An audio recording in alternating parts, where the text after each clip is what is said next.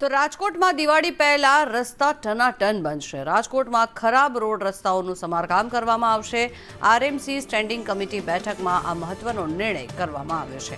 1 ઓક્ટોબરથી નવા રોડ રસ્તા બનાવવા માટે કામગીરી હાથ ધરવામાં આવશે। રોડ રસ્તા બનાવવા માટે 131 કરોડનો ખર્ચ મંજૂર કરવામાં આવ્યો છે, જેથી કરીને જે બિસ્માર રોડ રસ્તા છે તેનું સમારકામ શરૂ કરવામાં આવશે। 131 કરોડ તેને લઈને મંજૂર કરાયા છે। કુલ આ બેઠકની અંદર 114 કરોડ 73,58,000 જેવા અંદાજિત ખર્ચે રાજકોટ શહેરના સર્વાંગી વિકાસ માટે અલગ અલગ કામો માટેની આજની આ સ્ટેન્ડિંગ કમિટીની બેઠકની અંદર કામોને અમે લોકોએ મંજૂરીની બહાલી આપી છે।